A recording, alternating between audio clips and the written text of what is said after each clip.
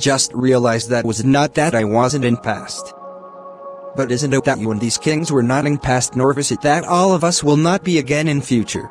Just, for the one which assumes a corporeal form, there is acquired infancy, youth and old age, and this body, so also, is another body later on acquired. Therefore those who have acquired knowledge, do not suffer from any ignorance in this matter. O son of Kunti!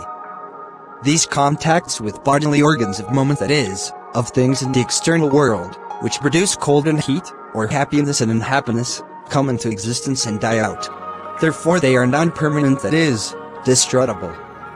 O brother! Do you bear these without lamentation? Because, O preeminent among men, it is the sensible alone who is equal towards happiness and unhappiness, who on that account is not affected by them, that become capable of attaining immorality, that is to say, the states of the internal Brahman. Brahman. That which is not true, cannot be as if it is, and that which is true, cannot be as it is not. In this way, the seers of the essence of things have perceived the truth about is and not is not true and false, that is to say, they have defined their connotation after having perceived the truth. Know that fundamental eternal self-formed highest universal principle which has pervaded or occupied this whole world is indestructible.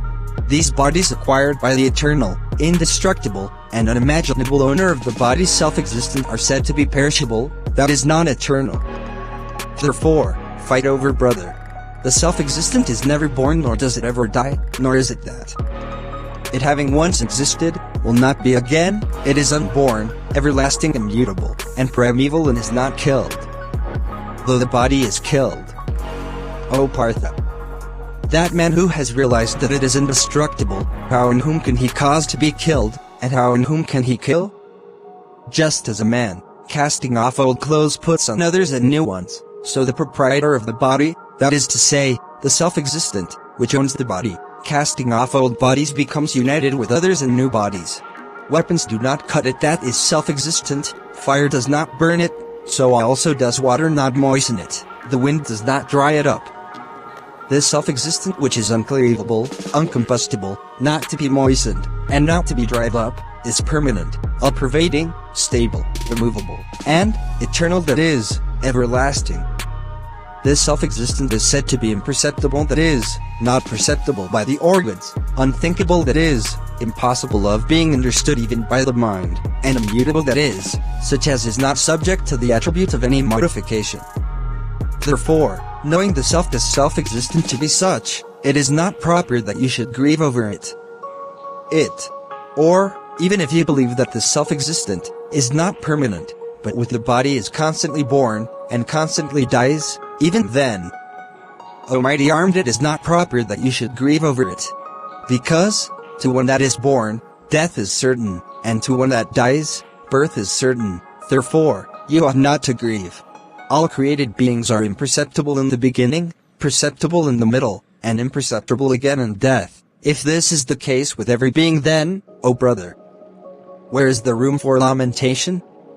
Some look at the self-existent as a wonderful thing, others speak of it as a wonder, and some others than them hear of it as a wonder, but even after seeing and describing in this way, and hearing, no one out of these knows it really.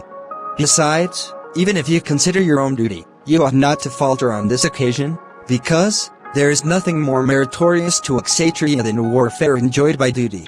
And O Partha! This war, which indeed a door to heaven, found open without effort, falls to the lot of only those kshatriyas who are fortunate. But, if you will not carry on this for your righteous warfare, then you will have abandoned your duty and lost your honor and incurred sin. Not only that, but also all men will tell of your everlasting infamy. And to one who has been honored, infamy is a greater death than death. All masters of great chariots will think that you withdrew from the battle on account of fear, and those by whom you are highly thought of today, will hold you in less esteem. Also, your enemies, decrying your power, will speak much about you that should not be spoken, and what indeed more painful than that? Killed you will go to heaven, victorious, you will enjoy the earth. Therefore, arise, O Arjuna. Be determined on battle, looking upon happiness and unhappiness, gain and loss, victory and defeat, as alike, then start the battle, acting thus you will not incur any sin. The awake that is, knowledge, or argument stated to you is according to the philosophy that is, the devotion. Now hear that intellect that is, knowledge according to the Karma Yoga, which I am describing to you, being possessed of which, O Partha, you will cast off the bonds of action even without giving up action. Here, that is, in this path of Karma Yoga, action once commenced is not destroyed, and afterwards obstacles do not arise. Even a little practice of this religion protects one from great danger. O descendant of Kuru, in this path the mental organ in the shape of reason, which performs the business, that is, the discernment between doable and the not doable, has got to be one, that is, concentrated. But the perception, that is, the desires of those whose reason is not in this way concentrated, are many branched and of endless lands. O Arjuna, as the days consisting, if the Karmakanda deal in this way only with the subject matter, if the three constituents, do you become quality less? That is, Trigunatita, that is beyond the reach of the three constituents, that is abiding in eternal truth, and free from the opposites of happiness and unhappiness, etc. And without being steeped in the selfish interests of community, etc., become self-devoted, spiritually aware. Your authority extends only to the performance of action. Obtaining or not obtaining the fruit is never within your authority, that is, never within your control. Therefore, do not be one who performs action with the avaricious motive in the mind that a particular fruit should be obtained of his action. Nor do you also insist on not performing action. O Dhananjay, casting off attachment and looking upon as alike the being fruitful and unfruitful of action, perform action being established in yoga, that is steadfast in the path of Karma Yoga.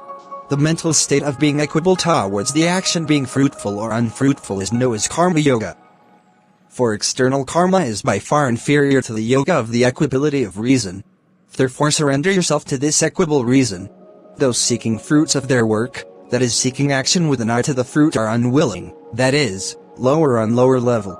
He who is steeped in the equitable reason remains untouched both by sin or merit in this world. Therefore, take shelter in yoga. The cleverness of performing action without acquiring merit or sin is known as Karma Yoga. The wise, when acting in the union with equable reason, having abandoned the fruit of action, and becoming free from the shackles of births, reach the state of the Supreme, where there is no unhappiness. When your reason shall have crossed the turgid enclosures of ignorance, you will become indifferent towards whatever you may have heard or have to hear. When your reason, confused by all kinds of sentences from the Vedas, will become fixed and immovable in the state of mental absorption, then will you attain this yoga in the shape of an equable reason.